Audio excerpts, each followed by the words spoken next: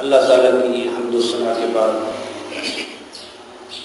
درود و سلام آقا نامدار مدنی تاجدار شافع یوم نشور نور علی نور علیہ الصلوۃ والسلام کی ذات والا صفات پر، جن کے تصدق سے اللہ رب العزت نے جمعۃ المبارک کی ہمیں باساس گھڑیاں نصیب فرمائی۔ محترم حاضرین کرام، اللہ رب العزت سے دعا ہے کہ اللہ تعالی ہم سب کو سچ کہنے اور سننے کی توفیق عطا فرمائے، اور ہم سب کو اللہ رب العزت اپنے اہل خانہ اور دیگر مسلمان بھائیوں کی تربیت اصلاح کرنے کی توفیق عطا فرمائے۔ پچھلے جمعۃ المبارک پر اسی اصلاحی موضوع پر ہم نے گفتگو کی تھی، اور آج بھی میں نے آپ کے سامنے وہی سورہ حامیم سجدہ کی آیت نمبر 34 اور 35 تلاوت کی ہے۔ آیت نمبر 34 کے پہلے حصے پر ہم نے پچھلے جمعہ پر گفتگو کی تھی، اور وہ بات یہ تھی، اللہ رب العزت نے فرمایا وَلَا تَسْتَوِي الْحَسَنَاتُ وَلَا السَّيِّئَاتُ، نیکی اور بدی کبھی برابر نہیں ہو سکتی۔ نیکی اور بدی کے پیمانے دنیا داروں کے مختلف ہو سکتے ہیں۔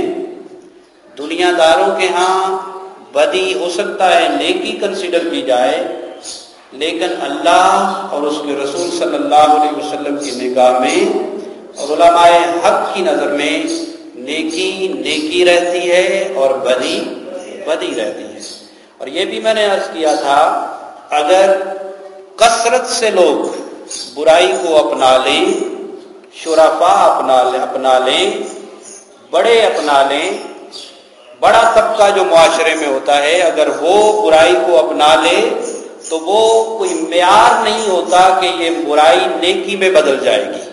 تو ان کے اپنا لینے سے برائی، بے حیائی یا بے راہ روی کو اگر کثرت بھی اپنا لے تو پھر بھی بدی بدی ہی رہتی ہے، وہ نیکی نہیں بن جاتی۔ لیکن دنیا کا نظام، اس پر بھی میں نے بات کی تھی، ہمیں جس کا سبق دیا جاتا ہے جمہوری نظام کا، اس میں اس چیز کو مد نظر نہیں رکھا جاتا کہ بدی کرنے والے اگر زیادہ ہوں، بد زیادہ ہوں، نیک کم ہوں، تو بدوں کی حکومت نیکوں پر قائم ہو جاتی ہے۔ یہ میں نے قرآن مجید سے اخذ کیا تھا اور آپ کے سامنے عرض کیا تھا۔ آگے اللہ رب العزت نے اسی سلسلے میں فرمایا، چونکہ ہم بات کر رہے ہیں انفرادی اصلاح کی اور پھر اجتماعی اصلاح کی، تو جب تک انفرادی اصلاح نہیں ہوتی تب تک ہماری اجتماعی اصلاح نہیں ہو سکتی۔ یہی انفرادی اصلاح جب معاشرے کے لوگ ایک ایک کر کے ٹھیک ہوتے چلے جائیں گے تو یقیناً ان کی تعداد بڑھتی چلی جائے گی۔ تو جیسے جیسے ان کی تعداد بڑھتی چلے جائے گی، معاشرہ خود بخود ٹھیک ہو جائے گا۔ اور میں نے کبھی یہ بھی عرض کیا تھا کہ ہمیں اگر معاشرے میں روشنی کرنی ہے، کمرے میں روشنی کرنی ہے، اندھیرا چھایا ہوا ہے، تو ہمیں اندھیرے کو برا بھلا نہیں کہنا، ہمیں اندھیرے کو پیٹنا نہیں ہے، ہمیں کرنا کیا ہے کہ اس اندھیرے کے اندر ایک شمع جلانی ہے، ایک لالٹین جلانی ہے، ایک کینڈل کو جلانا ہے۔ جو ہی روشنی ہوگی کینڈل جلے گی، اندھیرا خود بخود چلا جائے گا، ختم ہو جائے گا، کیونکہ اندھیرے کا وجود نہیں ہوتا، اندھیرے کا وجود نہیں ہوتا، بدی کا وجود نہیں ہوتا۔ بدی کیا ہے؟ جہاں نیکی غائب ہوتی ہے وہاں بدی ہوتی ہے۔ نیکی کا نہ ہونا بدی بن جاتا ہے، اور روشنی کا نہ ہونا اندھیرا بن جاتا ہے، علم کا نہ ہونا جہالت بن جاتا ہے، اسی طرح نور کا نہ ہونا ڈارکنیس اور اندھیرا ہو جاتا ہے۔ تو ان چیزوں کا وجود نہیں ہے۔ کیوں؟ اس لیے کہ جب نیکی آ جائے بدی چلی جاتی ہے، جب روشنی آ جائے اندھیرا چلا جاتا ہے۔ رات کیا ہے؟ سورج کے غائب ہونے کا نام ہے۔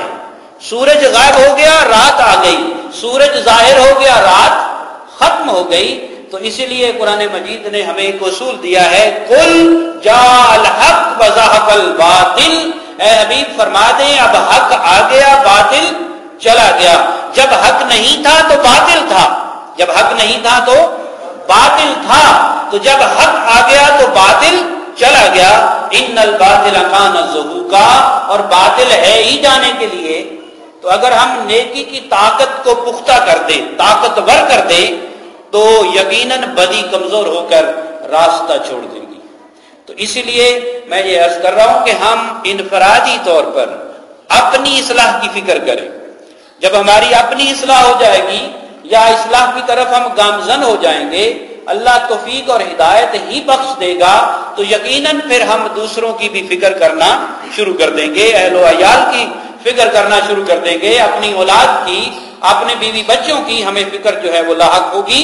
اور جب یہ فکر آ جائے تو یہ ابتدائی سٹیپ ہے، یہ پہلا زینہ ہے ہدایت کی طرف جانے کا، کہ بندے کے اندر خواہش پیدا ہو، امید پیدا ہو، ایک تمنا اور آرزو پیدا ہو۔ اور جب یہ امید اور خواہش تمنا پیدا ہوئی ہے، پھر اللہ رب العزت ایسے لوگوں کے لیے آسانیاں پیدا فرما دیتا ہے، ان کے سینوں کو اسلام کے لیے کھول دیتا ہے، راہ ہدایت ان پر واضح کر دیتا ہے، اور راہ ہدایت پر چلنا، پھر ان پر استقامت اللہ رب العزت آسان فرما دیتا ہے۔ تو اللہ فرماتا ہے کہ یہ کام، نیکی کو پھیلانا، اپنی اصلاح کرنا، یہ کوئی آسان کام، بولے، یہ کوئی آسان کام نہیں ہے، یہ بہت مشکل کام ہے۔ دوسروں کو تبلیغ کرنا آسان ہے، اپنے نفس کو مارنا بہت مشکل ہے۔ تقریریں کرنا آسان ہے، لیکن تقریر کو شعور کے ساتھ کرنا اور اپنے اوپر نافذ کر کے کرنا یہ اور بات ہے۔ اس لیے حضور صلی اللہ علیہ وسلم ایک مرتبہ جب جہاد سے، میدان جنگ سے واپس تشریف لا رہے تھے، میدان جنگ میں جان جاتی ہے، زخم آتے ہیں، بیوہ ہو جاتی ہیں خواتین، لیکن حضور میدان جنگ سے واپس تشریف لا رہے ہیں، اور صحابہ کے اجتماع کو خطاب فرمایا۔ آپ نے فرمایا، اے صحابہ، اب ہم جہاد اصغر سے جہاد اکبر کی طرف جا رہے ہیں، جہاد اصغر سے جہاد اکبر کی طرف جا رہے ہیں۔ صحابہ کو اس بات کی سمجھ نہیں آئی، پوچھا یا رسول اللہ یہ جہاد اصغر اور جہاد اکبر کیا ہے؟ میرے مصطفیٰ نے فرمایا، دشمن کے سامنے سینہ سپر ہو جانا، دشمن کے ساتھ لڑنا، اسلام کی خاطر جان کو قربان کر دینا، وطن کو چھوڑ دینا، زخم کھانا، یہ جہاد اصغر ہے۔ اپنے نفس کو نفسانی خواہشات سے روکنا یہ جہاد اکبر ہے۔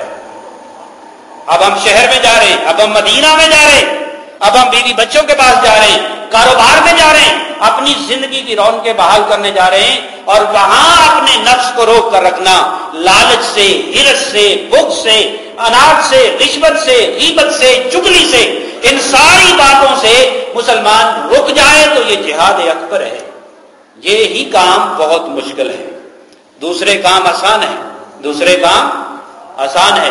جہاد پوری زندگی نہیں ہوا کرتا، دشمن کے خلاف پوری زندگی نہیں لڑا جاتا، کوئی وقت آتا ہے انسان لڑتا ہے، کوئی وقت آتا ہے وطن پر، ملک پر، محلے پر، جگہ پر، شہر پر، اسلام پر، کوئی وقت آتا ہے انسان جہاد کی کال دیتا ہے اور جہاد کے لیے اپنے آپ کو پیش کرتا ہے، لیکن یہ نفس کے خلاف لڑنا تو پوری زندگی ہے، پوری زندگی لڑنا ہے، اور پوری زندگی عبادت کرتے آئے، لڑتے چلے آئے، اگر کسی ایک مقام پر بھی آ کر ٹھوکر کھا گئے تو یاد رکھے پچھلا کیا ہوا سارا عقارت چلا جاتا ہے، ضائع چلا جاتا ہے۔ ابلیس نے کون سی ایسی جگہ تھی جہاں اللہ کی عبادت نہیں کی تھی؟ کون سا ایسا مقام تھا جہاں اللہ کی عبادت نہیں کی تھی؟ علم تھا، عبادت تھی، ریاضت تھی، سب کچھ تھا، لیکن جہاں بھٹکا تو وہ پچھلی ساری عبادت ضائع ہو جاتی ہے، ختم ہو جاتی ہے، نکال دیا جاتا ہے، اور اللہ رب العزت اپنی بارگاہ سے نکال دیتا ہے۔ لیکن یہ اللہ کی شان ہے، یہ اللہ کی مہربانی ہے، یہ اللہ کا کرم اور فضل ہے، یہ اللہ رب العزت کا فضل ہے کہ جس کی وجہ سے اپنے محبوب کے صدقے سے اللہ رب العزت ہم کو عذاب میں مبتلا نہیں کرتا۔ تو میں عرض کر رہا تھا، اس راستے میں پریشانیاں آئیں گی، اس راستے میں مشکلات آئیں گی، اس لیے اللہ رب العزت اپنے پیارے حبیب صلی اللہ علیہ وسلم کے توسل سے، آپ کے وسیلے سے ہمیں یہ ارشاد فرما رہے ہیں کہ جب ایسی صورتحال پیدا ہو، جب حق کی بات ہو جس میں جنگ میں بھی شریک ہونا پڑے گا، اور اس جنگ میں جو نفس کی جنگ ہے، جو اصلاح کی جنگ ہے، جو اپنے آپ کو مٹانے کی جنگ ہے،